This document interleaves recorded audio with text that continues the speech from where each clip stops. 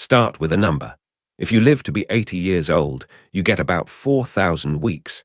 That is the whole thing. Every morning you will ever wake up, every argument you will ever have, every person you will ever love, every meal, every summer, every ordinary Tuesday, all of it fits inside 4,000 weeks. Make it to 90, and you get roughly 4,700.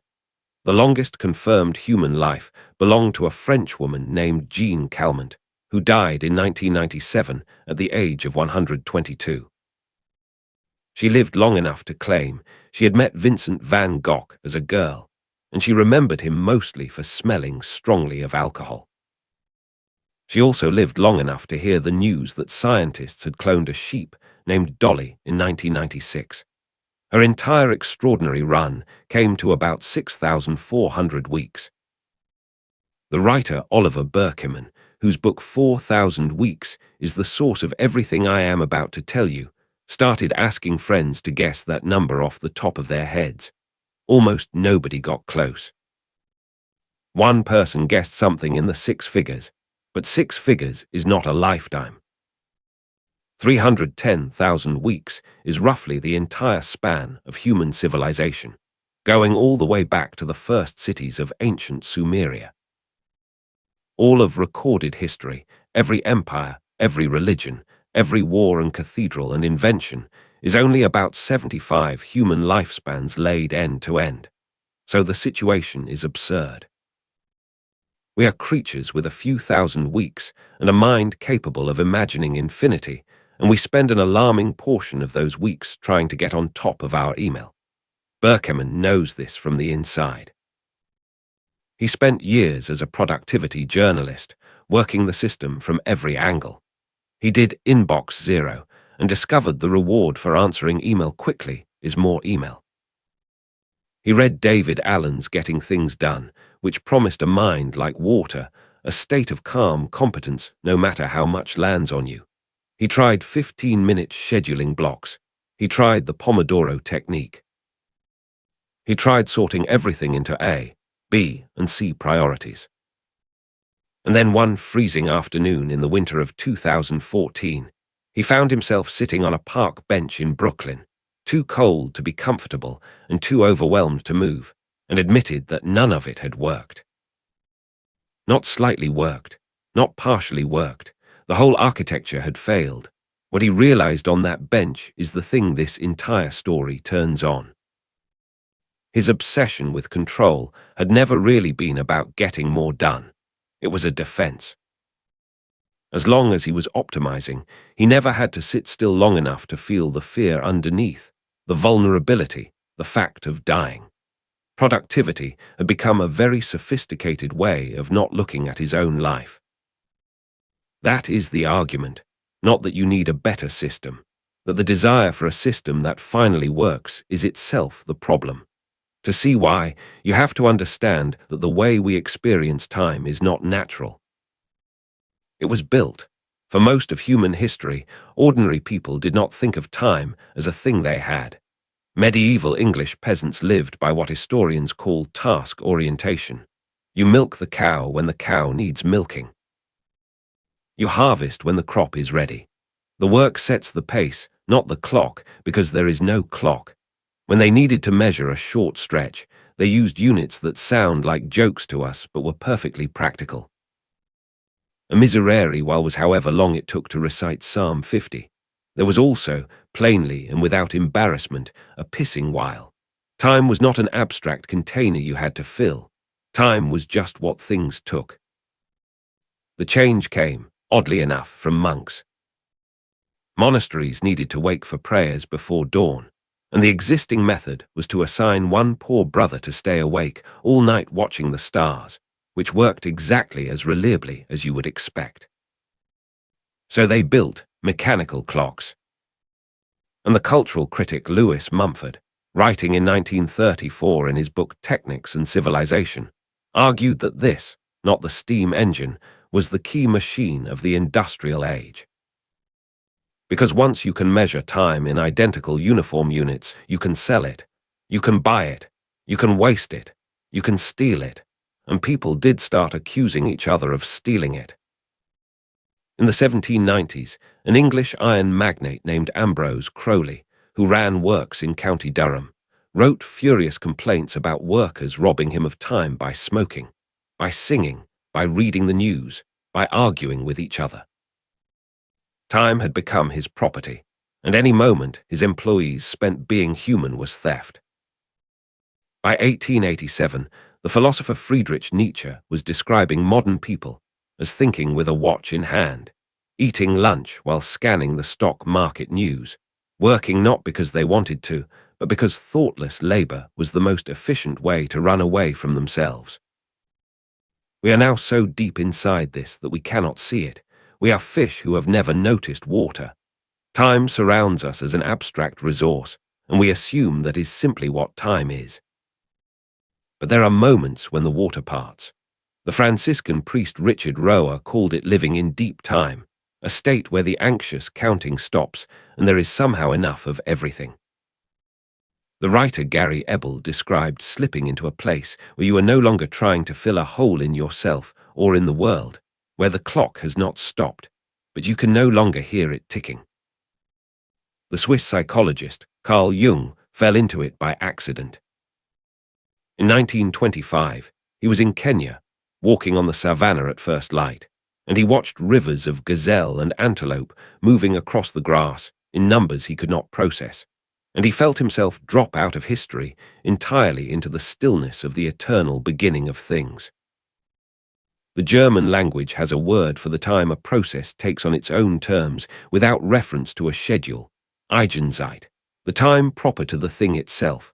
Bread has a rising time. Grief has a length. A child learns to read when the child learns to read. Almost everything that matters runs on Eigenzeit, and almost everything we do to manage our lives is an attempt to override it. Sylvia Keesmart gave up trying. She was a university scholar in Toronto with an academic post, and she left it for a farm in the Canadian countryside. Now her winter mornings begin with an hour of scraping out ashes, laying and lighting the wood fire, and feeding cows and ducks and horses before she gets anywhere near her first cup of tea. That is not efficient. Efficiency is not the point. The tasks take what they take, and she lives inside them rather than above them, which brings us to the trap. The obvious response to feeling short of time is to get faster, do more per hour. Streamline, and this feels so self-evidently correct that it is genuinely disorienting to learn it does not work. The historian Ruth Schwartz Cowan documented this beautifully in her book More Work for Mother. Across the 20th century, homes filled with labor-saving machines, vacuum cleaners, washing machines. Every one of them genuinely reduced the effort of a single task. And the total hours women spent on housework did not fall, because as the machines got better, the standards rose to meet them. Clothes that used to be washed weekly were now expected to be washed daily. Floors that were fine last year were now visibly dirty. The time the machine saved was immediately swallowed by a higher expectation. The historian C. Northcote Parkinson gave us the general law. Work expands to fill the time available for its completion, but the version that matters here is sharper than the office joke it turned into. It is not just that work drifts to fill space. It is that becoming good at getting through work causes more work to arrive. Answer your email quickly and you become the person people email. Handle requests efficiently and you receive more requests. The management thinker Jim Benson put it exactly right when he said that efficiency turns you into a limitless reservoir for other people's expectations. Sisyphus in the old myth pushed his boulder up the hill forever. The modern version is Sisyphus finally reaching the bottom of his inbox, leaning back in his chair and hearing the notification sound. Climbing an infinitely tall ladder faster does not get you to the top. It just means you are climbing faster, and there is a nastier detail. What you clear first is what is easiest to clear. Burkeman describes spending entire days on things like updating his newspaper IT passwords, feeling productive the whole time, while an email from an old friend in New Delhi sat unanswered, and the research for the article that actually mattered went untouched. He called it clearing the decks. Sweep away the small things so there will be room for the big things. The decks refill by morning. They always refill by morning. The small things are infinite, and the big things are frightening. And so the system quietly arranges for you to spend your life on the wrong material. The Edwardian journalist Arnold Bennett was already selling the cure in 1908 in a book called How to Live on 24 Hours a Day. His readers were suburban professionals taking the tram into London, haunted by a sense that the years were sliding past them, and his advice was to rise before the household and brew your own tea and reclaim the morning. Over a century later, the advice is identical, only now it comes with an app. There is a version of the fantasy in children's books. The illustrator Richard Scarry drew a place called Busy Town, full of grocer cats and firefighting pigs who are perpetually busy and never once overwhelmed. That is the dream, not idleness. Busyness that fits. Work that ends. It does not exist, and the pressure is getting worse. The law professor Daniel Markovits has shown that in a meritocracy the winners are not released from labor. They are trapped by it, forced to work with crushing intensity simply to hold their position. The social critic Malcolm Harris described his own generation as finely honed tools, shaped from the embryo onward into lean production machines. The essayist Marilyn Robinson named the mood of the age as a joyless urgency, in which we prepare ourselves and our children to serve as instruments for economic purposes nobody can quite articulate. The environmentalist Charles Eisenstein remembers sensing the wrongness of it as a child in 1970s America. Everyone hated Mondays. Everyone lived for the weekend. And in the meantime, you had to raise your hand to be permitted to use the toilet. He could not name what was wrong, but he could feel that something was. In 1930, the economist John Maynard Keynes looked at the same industrial machinery and predicted that within 100 years the workweek would fall to 15 hours, and humanity's great challenge would be figuring out what to do with all the leisure. The 100 years is nearly up. The journalist Anne Helen Peterson speaks for everyone when she points out that systemic burnout is not repaired by a vacation, an adult coloring book, or a jar of overnight oats. The German sociologist Hartmut Rosa added a piece that explains why this bites so hard now. Premodern people believed in an afterlife and in a world that was essentially static or cyclical, so a single life did not have to contain everything. Once you stop believing that, you are left with one finite run and an infinite menu of possible experiences, and you feel obliged to sample as many as you can before the clock stops. Rosa's translator, Jonathan Trejo Matthews, described it as trying to close the gap between one life and all of human possibility by living faster. You cannot close that gap. Speeding up only makes you more aware of how wide it is. Meanwhile, we keep sanding the friction off daily life. The law professor Tim Wu wrote about the tyranny of convenience, and his key observation is that convenience does not give us what we prefer. It gives us what requires nothing. Uber removes the phone call to the cab company. Apple Pay removes the wallet. Food delivery services have literally advertised the fact that you need never speak to a restaurant worker again. There are services that will send a greeting card to your mother on your behalf. Every one of these removals is a small win and a small loss, because the friction was not only inconvenience. The friction was where the texture of a human life lived. So efficiency will not save you, and neither will convenience, which leaves only the uncomfortable option, which turns out to be the useful one. The German philosopher Martin Heidegger spent his career on a question most of us step over without noticing. Not what things exist, but why there is anything at all. His writer Sarah Bakewell described being itself as the brute fact we ought to be permanently stubbing our toes against. Heidegger's conclusion in Being and Time was that a human being is not a creature that has some time. A human being is time, finite duration, all the way down. You did not choose to exist. You did not choose the century or the body or the family. You simply found yourself already underway. Thrown, he called it. And the only honest way to live with that is what he named being toward death, which sounds morbid and is not. It means living with the fact of the ending in view rather than behind your back. His life was not a moral advertisement. He joined the Nazi Party in 1933, and his terminology is famously impenetrable, but the idea survives him. The Swedish philosopher Martin Hägglund took it somewhere warmer.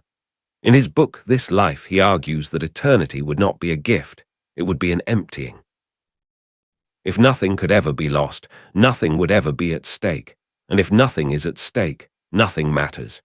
He gets this from summers on the Baltic coast with his family. The reason those weeks glow is precisely that the summer ends, the coastline will change, the relatives will die. The tenderness comes from the limit. Marion Kautz learned it the hard way. She is a sculptor, and her husband, the art critic Tom Lubbock, was diagnosed with a brain tumor in his speech centers. In her book The Iceberg, she describes the moment of diagnosis as a rupture that revealed a law that had always been in force and was simply not visible until then. You will lose everything that catches your eye. Everything, that is not a threat, it is a description. The writer David Kane got the same lesson from a coincidence. He had knelt to tie his shoe outside a church on Danforth Avenue in Toronto. 2 weeks later, he watched the news and saw that a gunman had opened fire on that exact stretch of pavement and killed people. Nothing about him had guaranteed he was 2 weeks early rather than 2 weeks late.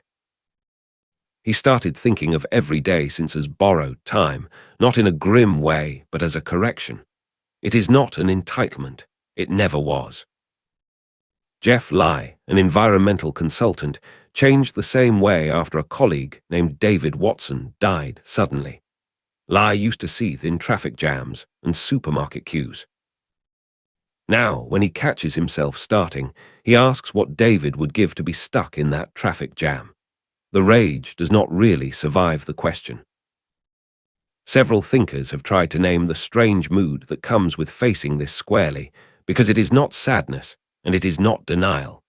Richard Rohr calls it bright sadness. The poet Jack Gilbert called it stubborn gladness. The philosopher Bruce Ballard calls it sober joy.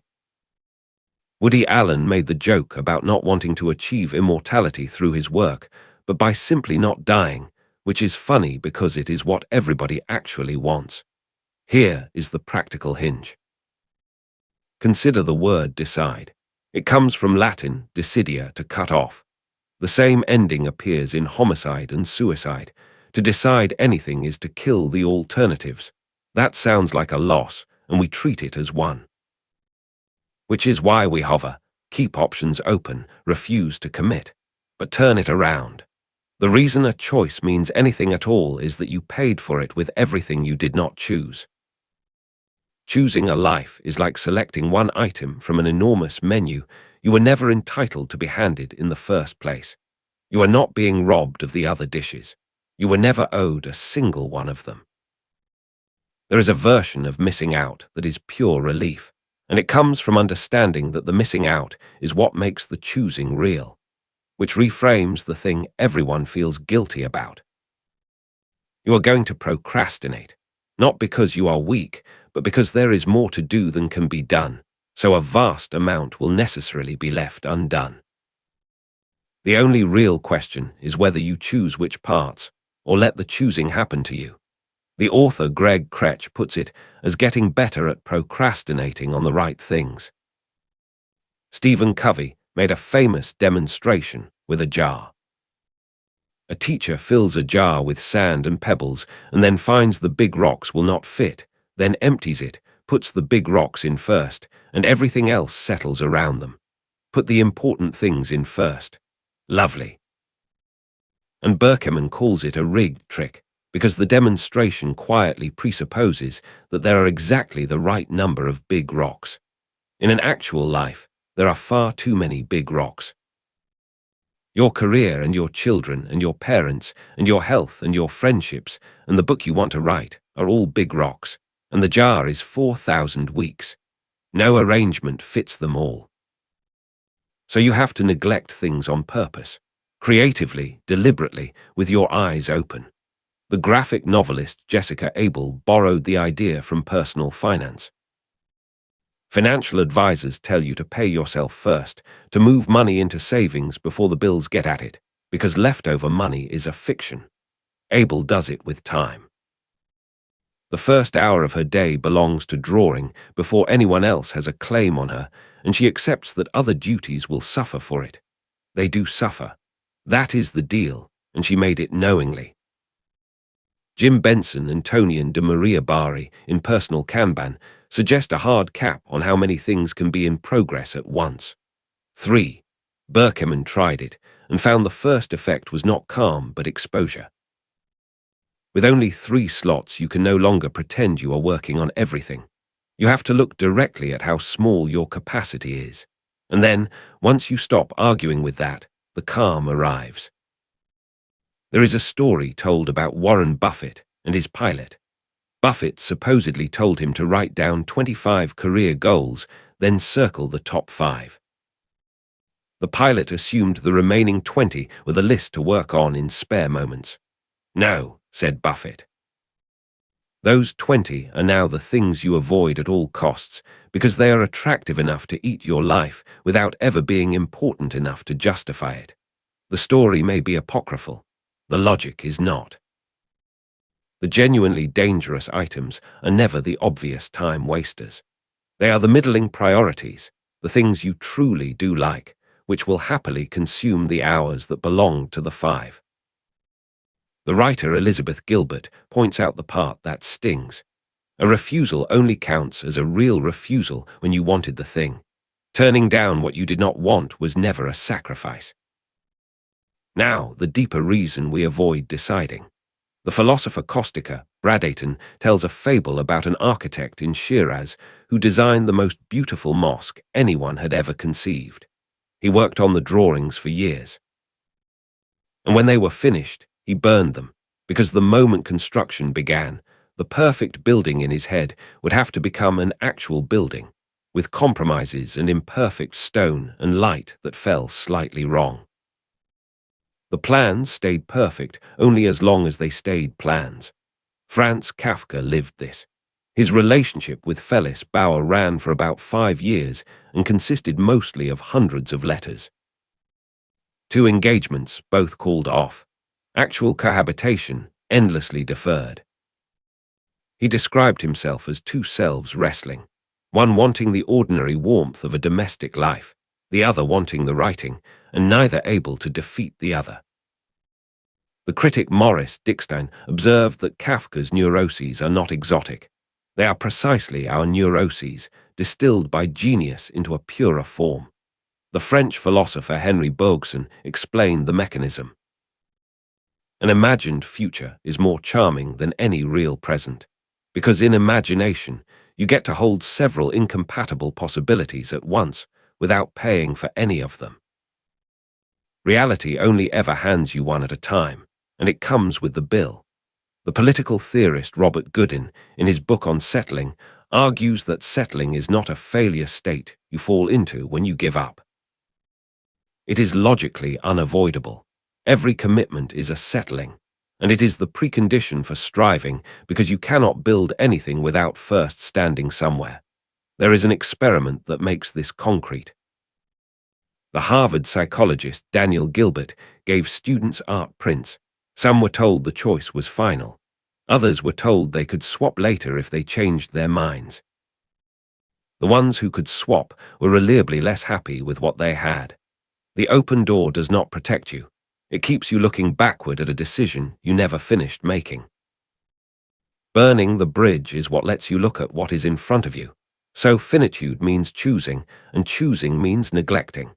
Now the harder question. What actually happens to the hours you did choose? The psychologist Timothy Wilson has estimated that conscious attention captures around 0.0004% of the information reaching your senses. Everything else is filtered out before you know it existed, which means attention is not one thing you have among many. Attention is the entire aperture through which you get any life at all. What you attend to is, in the most literal sense available, what your life turns out to have been. The poet Mary Oliver said that attention is where devotion begins. Now consider April of 2016, when about 3 million people watched two BuzzFeed employees stretch rubber bands around a watermelon. 686 rubber bands, 44 minutes. Then the watermelon exploded. 3 million lives donated a portion of their conscious aperture to that, and nobody involved decided to. That is the point.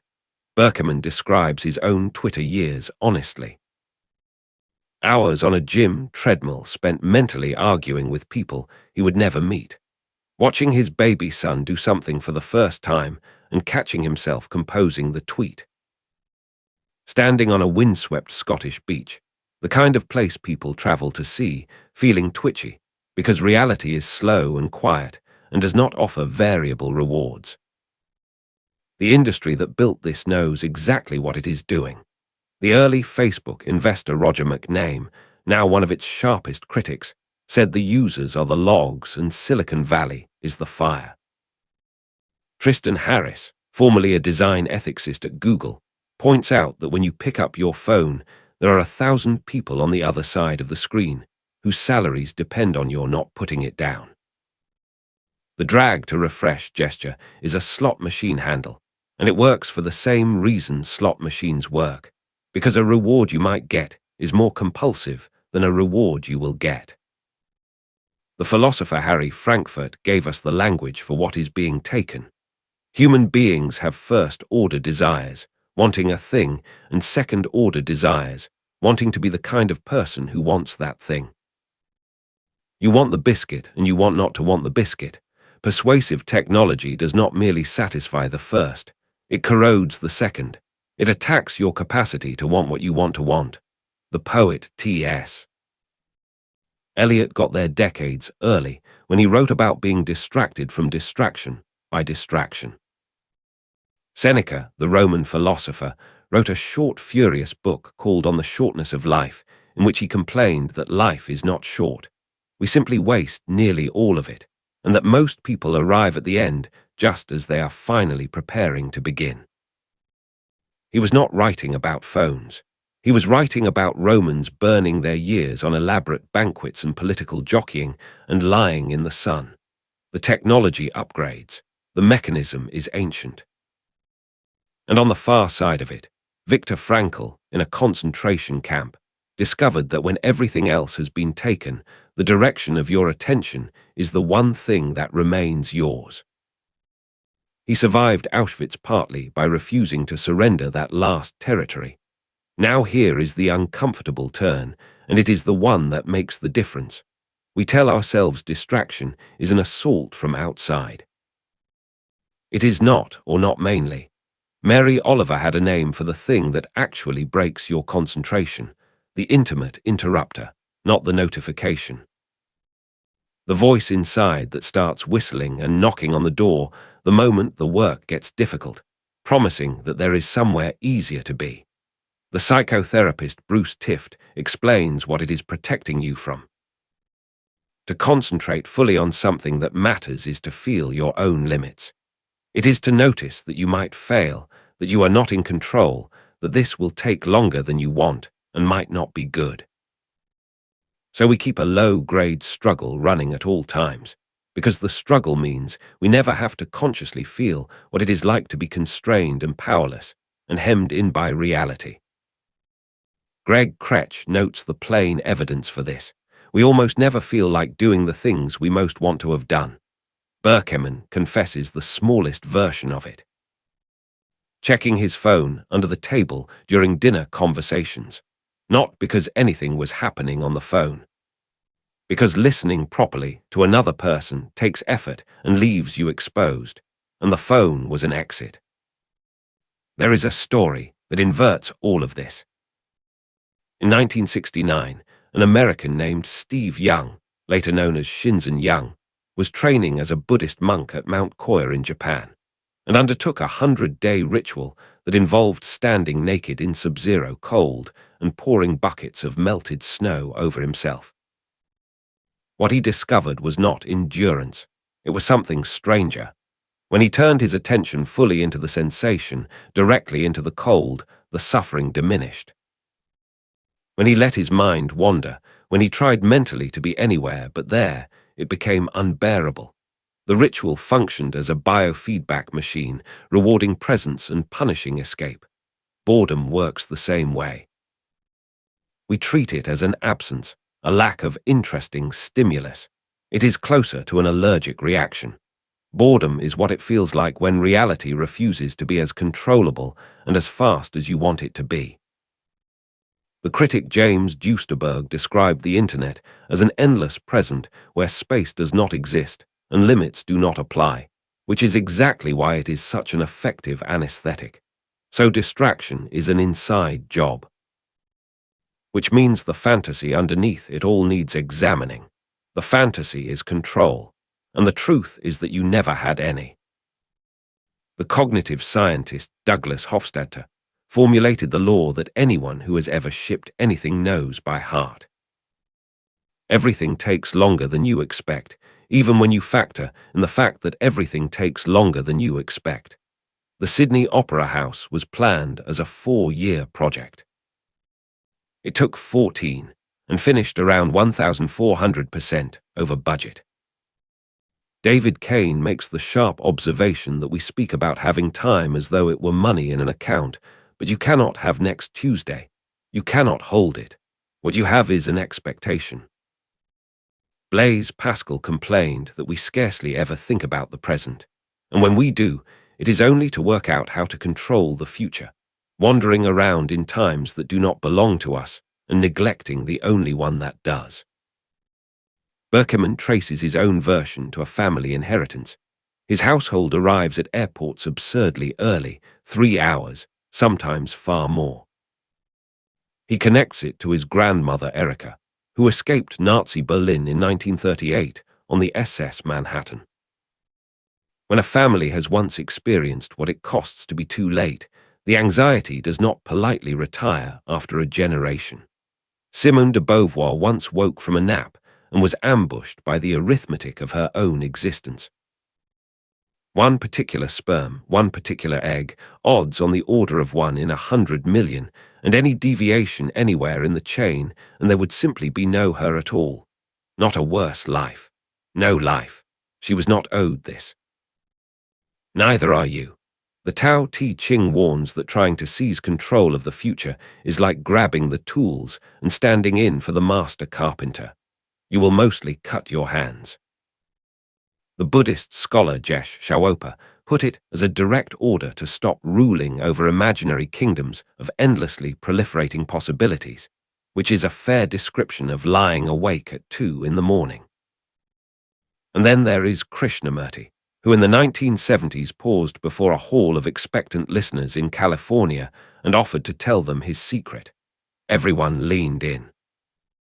His secret was that he does not mind what happens, not passivity, not indifference, simply the withdrawal of the demand that reality submit a specific outcome. The meditation teacher Joseph Goldstein compresses it further. A plan is a thought. That is all it has ever been. It is a statement of present intention, not a rope thrown into the future to tie it down. Making plans is fine. Believing that the plan obligates the universe is where the suffering starts. If you cannot own the future, then the value of any moment has to be somewhere in the moment. And this is where most of us are quietly bleeding out. The psychologist Steve Taylor watched tourists in the British Museum standing in front of the Rosetta Stone, filming it, not looking at it. Filming it so that later, in some more convenient moment, they might look at it. The present had been converted into raw material for a future that will also, when it arrives, be converted into raw material. Alan Watts described the whole educational system as an elaborate confidence trick, in which we are hooked up like donkeys with a carrot hanging from a stick fixed to our own collars. Grade school for high school for college, college for the job for the promotion for retirement, and then retirement arrives, and the donkey does not know how to eat. Keynes drew the same character and called him the purposive man, the one who never loves his cat, but only his cat's kittens, and in fact not even them but their kittens, and who is always promised jam tomorrow and never jam today. The writer Adam Gopnik named the parenting version. He calls it the causal catastrophe. Every stage of a child's life is evaluated by what it produces in the adult. Burkeman noticed it when his son was born, and he started reading the literature. There were books arguing for strict training and books arguing for natural instinctive parenting, and they seemed to be at war, and then he realized they agreed on the deep thing. Both camps assessed a baby's life entirely as an input to a future adult. Neither considered that a childhood might simply be an experience someone is having. Tom Stoppard, writing the Russian thinker Alexander Herzen in his play The Coast of Utopia, gives him the argument that children are not sketches for adults. A child's life has its worth inside it, right now, and cannot be discounted against the version of them that might exist in 30 years. The legal scholar Kathleen Kavanagh has written about what the billable hour does to lawyers. Once you have trained yourself to slice every day into 6-minute revenue units, an evening with your family becomes measurably unmonetized, and the mind quietly registers it as waste. The instrument you used to sell your time has begun evaluating your life. There was a study out of Carnegie Mellon in 2015 in which couples were instructed to double how often they had sex. They did. They became less happy. The activity had been turned into a target, and the targeting hollowed it out. Robert Pirsig, in Zen and the Art of Motorcycle Maintenance, describes arriving at Crater Lake in Oregon, one of the most beautiful bodies of water on the continent, and standing in front of it feeling absolutely nothing except a flat internal comment that there it is. Burkeman had his own version, standing on the frozen Arctic Ocean at Tuktoyaktuk, in 30 degrees below zero, under the northern lights, and the thought that surfaced was that they looked like a screensaver. Trying too hard to have an experience is one of the most reliable ways to not have it. There is an old parable that gets to the bone of it. An American businessman is on holiday in a Mexican village and meets a fisherman who catches a few fish, then goes home to eat with his family, nap, play music with his friends, and drink wine in the evening. The businessman explains that if the fisherman worked harder, he could buy a second boat, then a fleet, then a processing plant, then move to the city, then go public. And after perhaps 20 years, he could sell up, retire to a small coastal village, and spend his days fishing a little, eating with his family, sleeping in the afternoon, and playing music with his friends in the evening. The author J. Jennifer Matthews wrote that life has no outside pocket. There is nowhere off to the side where you can store up the good stuff for later. Sam Harris makes a related observation that is difficult to shake once you have heard it.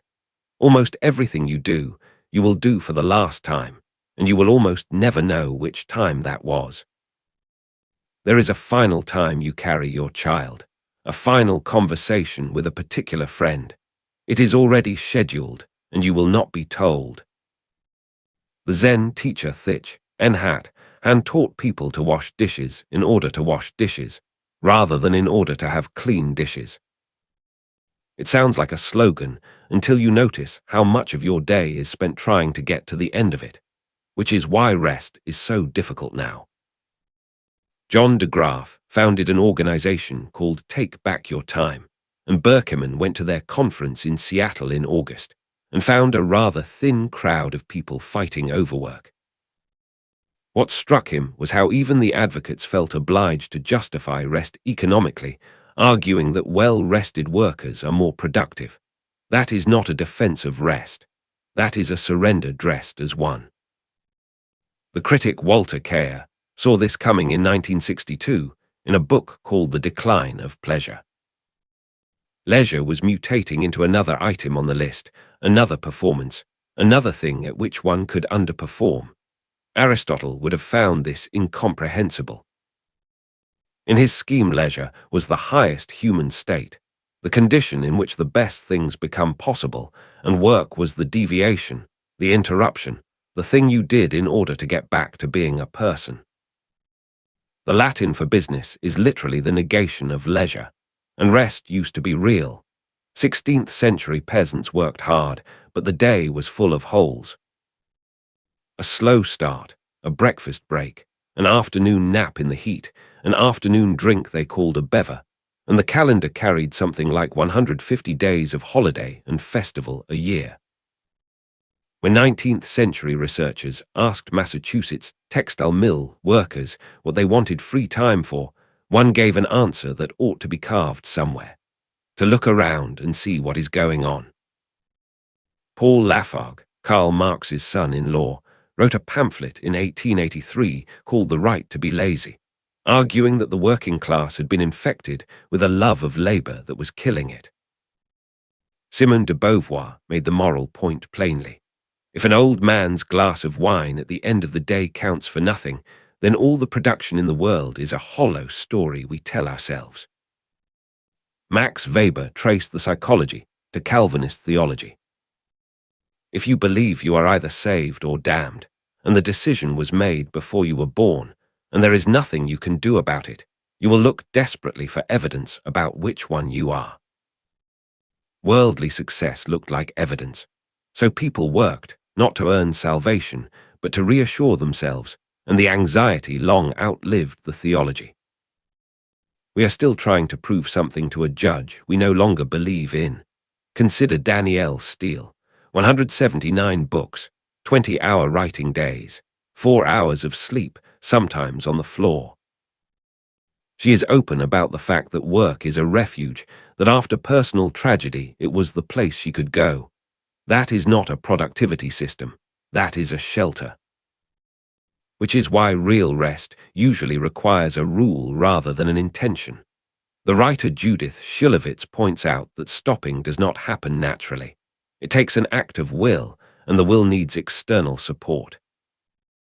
In the Lower East Side of New York, there are elevators programmed to stop automatically at every floor on Saturdays, so that observant Jews do not complete an electrical circuit by pressing a button.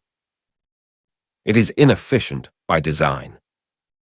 The theologian Walter Brueggemann, in Sabbath as Resistance, describes the Sabbath as practice in receiving what you did not earn, which is exactly the muscle the productivity mindset has let atrophy.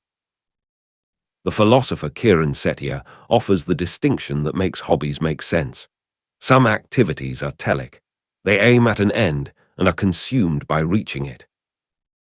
You write the report, and then the report exists and the activity is over. Others are atelic. They have no completion state. Walking, listening, being with a friend.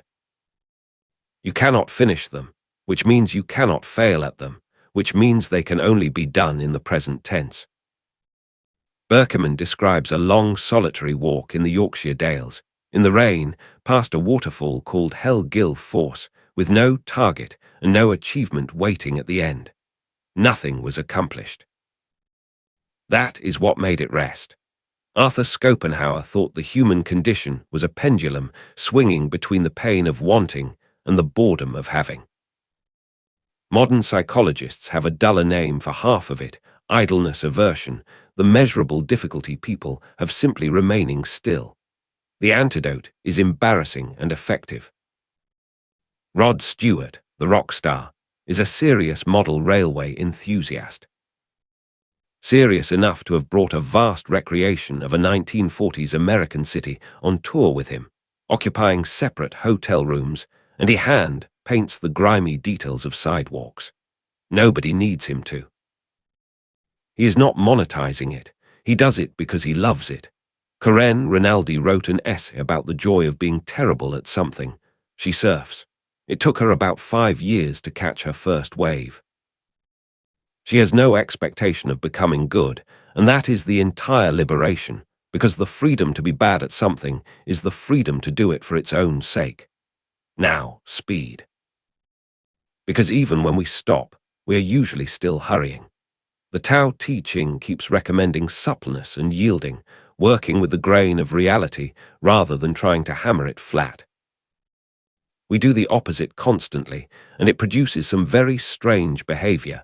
Listen to the honking in Brooklyn traffic at rush hour. Every driver can see that nothing can move. They honk anyway. It is not a signal. It is a howl, an impotent scream at the fact that the world declines to go faster on request. Or open your office microwave and find 7 or 8 seconds still on the clock, because someone could not stand there for the last few beats of a single minute. When you can heat a meal in 60 seconds, 60 seconds becomes the new intolerable delay. Technology does not make us patient. It resets the baseline and moves the frustration one notch closer to zero. Hugh McGuire, who founded the audiobook project Library Vox, noticed something alarming about himself. He could not read literary fiction anymore. In bed, 2 sentences in, the itch would arrive and his hand would go to the phone. The novelist Tim Parks describes the modern reader as inclined toward interruption, someone who now arrives at a book already prepared to leave it. The psychotherapist Stephanie Brown, working in Menlo Park in the middle of Silicon Valley, made a diagnosis that offended a lot of her clients. She said speed functions as an addiction, structurally identical to alcoholism. Her patients, senior technology executives, could not sit still through a 50-minute session. And beneath the hurry, in case after case, she found the same thing found beneath other addictions, something painful that the acceleration was successfully outrunning. James Blake noted that the word rush means both haste and exhilaration, and that is not a coincidence. In recovery programs, the turning point is called hitting rock bottom, and what happens there is not increased willpower. It is the collapse of the delusion of control. The alcoholic, finally, concedes they cannot manage it. And the equivalent concession, for the rest of us, is admitting that we cannot make reality move at our preferred speed, that the child will take the time the child takes, that the illness heals when it heals, that the work is ready when it is ready. Therapists call that kind of shift second-order change, when the frame itself moves rather than the pieces inside it. And once you stop fighting the pace, an ability comes back that we have very nearly lost. The Harvard art historian Jennifer Roberts assigns her students an exercise that sounds like cruelty. Choose one painting. Sit in front of it for 3 hours. She did it herself with John Singleton Copley's Boy with a Squirrel. It took her 9 minutes to notice that the shape of the boy's ear was echoed in the ruff of fur at the squirrel's chest. 45 minutes in, she saw that folds in the background curtain mirrored features of the human figure. These are not hidden details. They are sitting in plain sight, invisible at the speed we normally look. Burkeman tried it in the Harvard Art Museum with a Degas cotton merchants in New Orleans. The first stretch was boredom, then restlessness, then genuine physical fatigue. And somewhere around minute 80, the painting started giving things up, as though it had been waiting to see whether he was serious. The psychiatrist M. Scott Peck, who described himself as a complete mechanical idiot, once encountered a patient with a jammed parking brake. Instead of yanking at it, he lay down on the floor of the car and simply looked at the mechanism until he understood what was connected to what. Then he moved one part with one fingertip, and it released. The writer Robert Grudin described patience as something almost tangible, thick, nearly edible, a substance rather than an absence. The psychology professor Robert Boyce studied academic writers for years. and found the pattern is not what anyone expects. The productive ones did not do heroic sessions. They wrote for something between 10 and 50 minutes a day, and crucially, they stopped when the time was up, even mid-flow, even when it was going well. The unproductive ones binged in panic, and then collapsed, and then dreaded the next binge. Stopping while you still have appetite is what makes tomorrow possible. Call it radical incrementalism.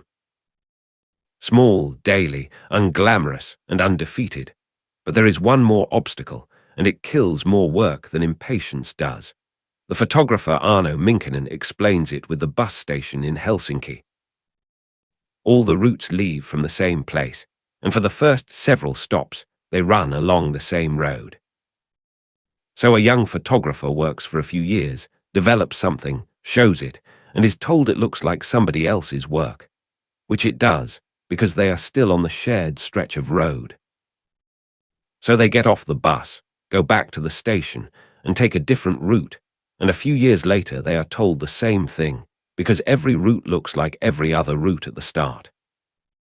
The only way to arrive anywhere of your own is to stay on the bus long enough for the roads to separate. Originality is not at the beginning. It is on the far side of a long stretch of unoriginality that almost everyone quits during. And there is one more correction to make, because so far this could all sound like a private project. It is not. Meet Mario Salcedo, known on the ships as Super Mario. He is a financial consultant who has lived essentially continuously aboard Royal Caribbean cruise ships for around 20 years. No garbage, no laundry, no commute. He has achieved total sovereignty over his own schedule. He is also, in the footage, walking the decks with a cocktail, largely alone, telling anybody who will listen that he is the happiest man in the world. Mark Manson has written honestly about the same thing from inside the digital nomad life. 17 countries, total freedom. And he describes sitting in a park in Japan, watching ordinary families ride bicycles together and abruptly weeping because he had optimized himself into complete isolation. Time turns out to be what economists call a network good. It works like a telephone. A telephone in a world with one telephone is a paperweight. Its value is entirely in the fact that other people have one. Free hours are the same. An afternoon off is worth something because other people are also off. The Swedish researcher Terry Hartig proved this with data. He examined antidepressant prescriptions across Sweden and found that use fell in proportion to how much of the population was on vacation at the same time. Not how much vacation you took. How many other people were taking it with you. The Soviet Union ran the definitive experiment by accident. In 1929, Stalin's government abolished the 7-day week for a continuous 5-day system, sorting workers into color-coded groups with staggered rest days to keep the factories running without pause. It was, on paper, more efficient. It was a social catastrophe. Husbands and wives had different days off. Friends could never coincide. There was no shared afternoon anywhere in the calendar, and eventually the whole thing collapsed under the weight of its own loneliness. The historians Clive Foss and Yuri Larin documented the wreckage. Hannah Arendt observed in The Origins of Totalitarianism that atomized, isolated people are exactly what such regimes require. Shared time is not a luxury. It is social infrastructure. And when human beings do synchronize, something almost chemical happens. The historian William McNeill was drilled as a soldier on the dusty plains of Texas in 1941, marching in step in formations that had no modern military purpose whatsoever, and found the experience intoxicating, a kind of personal enlargement, the self swelling beyond its own edges. Frame-by-frame analysis of Usain Bolt's world record, 100 meters, in 2009, shows him unconsciously falling into stride with Tyson Gay beside him. The writer Stacey Horns sings in a choir and describes the moment separate voices locked together as something close to ecstasy, like fireflies flashing in unison. The Swedes protect a small daily version of it. Fika. Everyone stops. Everyone has coffee and something sweet. Rank thins out for half an hour. It is not a productivity intervention. It is a society deciding that people should be in the same room at the same time on purpose. Which leaves the last and largest reframe, and it is the one that finally lets the pressure out. James Hollies, a psychotherapist, tells of a corporate vice president flying across the American Midwest, reading a book, entirely unremarkable afternoon, when a sentence surfaced in him with total clarity. He hated his life. He had built exactly the life he was supposed to build and had never once asked whether it was his. Part of what does that to people is a standard of significance nobody can meet. Steve Jobs talked about wanting to put a dent in the universe, and that phrase has quietly become the measuring stick against which ordinary human lives are found wanting. You will almost certainly not dent the universe. Neither will I. The British philosopher Brian Magee found a way to feel the scale rather than just know it. Imagine human history as a line of people who each lived 100 years, standing shoulder to shoulder. Henry VIII is about 5 people back. Jesus is about 20. Ancient Egypt is around 35. And 60 of them, 60 centenarians standing together, will fit comfortably in an ordinary living room. That is all of it. That is the whole of recorded civilization at a small cocktail party. The writer of Ecclesiastes reached the same conclusion 3,000 years ago and called all our labor vanity and a chasing after wind. Richard Holloway, the former Bishop of Edinburgh, has written on the indifference of the cosmos. The philosopher Ido Landor makes the most useful point. We do not judge a chair a failure for not boiling water. Demanding that your life be cosmically significant is holding it to a standard drawn from the wrong category entirely. And this is not a demotion. It is the release. If you were never required to matter on a cosmic scale, then the ordinary things stop being consolation prizes. Cooking dinner well, being decent to a colleague, teaching someone something. Sitting with a friend who is having a bad month. These are not what you settle for after failing to change the world. These are what a human life is made of, and they are enough, and realizing that is one of the more physically relieving experiences available to a person. We got a strange collective preview of this in 2020. The writer Giulio Vincent Gambuto called the lockdown period the Great Pause. Smog lifted off Lowe's angels. People in New York heard birds on Madison Avenue. Coyotes walked across the Golden Gate Bridge. Time itself went peculiar, dragging and racing at once, an everlasting present in which the ordinary structures simply stopped. Many people found, uncomfortably, that they did not miss all of it. So what do you actually do? The French poet Christian Bobin was peeling a red apple in his garden when it arrived. Not a solution, the opposite. He understood that life was only ever going to hand him problems that could not be solved, one after another, until the end. And instead of despair, he felt peace, because he had finally stopped waiting for the last problem. Charlotte Joko Beck, the Zen teacher, said the unbearable part is never the difficulty itself. It is the belief that the difficulty can be cured. That belief is the disease. The Swiss psychologist Marie-Louise von Franz named the symptom the provisional life, in which nothing quite counts yet because real life has not started, and it will start once the qualification is finished, once the money is stable, once the relationship settles, once you have your system sorted. Burkeman offers one particularly freeing discovery. He has worked in newsrooms and around government agencies and near people with impressive titles, and the consistent finding is that nobody is in possession of the manual. Everybody is winging it. Everybody has always been winging it. There is no room you have not yet been admitted to where the adults are calmly in control, which means the question changes. Holly's suggests asking of any choice whether it diminishes you or enlarges you, and noticing that the diminishing option is usually the comfortable one, and the enlarging option is usually the frightening one. Rainer Maria Rilke told a young correspondent to be patient with everything unresolved and to try to love the questions themselves. The psychotherapist Stephen Cope points out the moment, arriving somewhere in midlife, when you realize nobody else particularly cares what you do with your one life, which is terrifying for about a day, and then is simply freedom. The Buddhist teacher Susan Piver asks the question that gets buried under all the optimizing.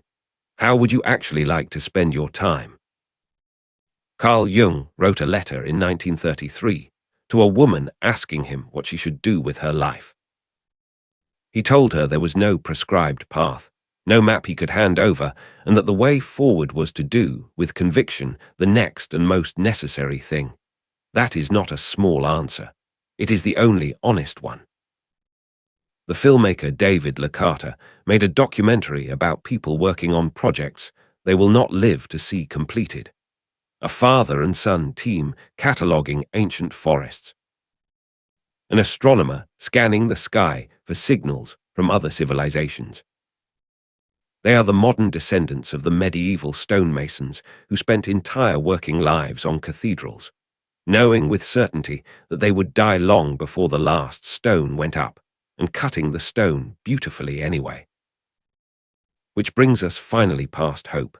The Mahabharata, 2,000 years old, describes an age called the Kali Yuga, an era of unraveling in which things come apart. Every generation has suspected it lives in one. The radical environmentalist Derek Jensen argues that hope is precisely the problem, because to hope that the situation improves is to hand responsibility to someone else, to a future, to a rescue. Give up the hope that the destruction will stop on its own, and you are suddenly, immediately free to go and protect a river. The Buddhist teacher Pema Chodron talks about getting the hang of hopelessness in exactly this spirit, not as despair, but as the end of waiting. A woman quoted in the New York Times, learning wilderness survival skills, said the thing most precisely. People keep talking about what they will do when the apocalypse comes. What are they talking about? It is here. It has been here. This is the world, and it is the only one you get to act in. George Orwell walked through bombed-out London in the spring of 1946, a city gutted, a civilization exhausted, and he wrote about kestrels over the ruins and tadpoles in roadside puddles, and about the fact that spring had come regardless, and that nobody, no government and no war and no future could actually stop you from enjoying it. So here is what changes tomorrow. Keep two lists. One is open and infinite and holds everything. The other is closed and holds no more than 10 things, and nothing enters it until something leaves. Give the workday a hard edge, an hour past which you stop, and let the unfinished work be unfinished. Do one big thing at a time, not two. Learn to tolerate the anxiety of the other projects sitting there untouched, because that anxiety is the price of ever finishing anything. Decide in advance what you are going to be bad at. Choose it deliberately. The lawn, the tidiness of the kitchen, some category of correspondence. Strategic underachievement is only failure if you did not choose it. Keep a done list instead of only a to-do list.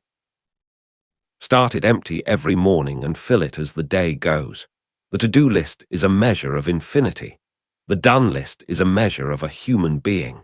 Consolidate your caring. Your capacity for concern is finite, and the internet will happily consume all of it on things you can do nothing about. Pick your causes. Pick the people. Let the rest go by. Make your technology boring. Grayscale the phone. Use devices that do one thing. A tool that cannot offer you an alternative activity is a tool you might actually use. Look for novelty inside the routine, because time accelerates when everything is familiar. Take a different route. Draw something badly. Notice one thing you have walked past 1,000 times. Approach the people closest to you as a researcher rather than a manager. Curiosity about who they actually are, instead of a set of expectations about who they should be by now. When a generous impulse arrives, act on it inside the minute. Send the message, make the donation, say the kind thing. The impulse has a shelf life of about 90 seconds, and then it becomes a thing you meant to do. And practice, occasionally, doing nothing at all. Sit for 5 or 10 minutes and stop trying to manipulate your own experience. It is much harder than it sounds, and Pascal already told us that most of human trouble comes from being unable to sit quietly in a room alone. None of this will get you on top of your life. That was never available. You have somewhere around 4,000 weeks. Most of what you could do will go undone. You will not dent the universe, and the last time you do almost everything will pass without announcement. And that is not the bad news. That is the release. Because once you stop waiting for the day when everything is finally handled, the day you are actually in becomes the only one there ever was, and it turns out to be full of things worth your attention. Not everything. Just this, just the next and most necessary thing. You needn't have happened. You did happen. That is already the improbable part. The rest is just what you decide to do with a few thousand ordinary, irreplaceable weeks.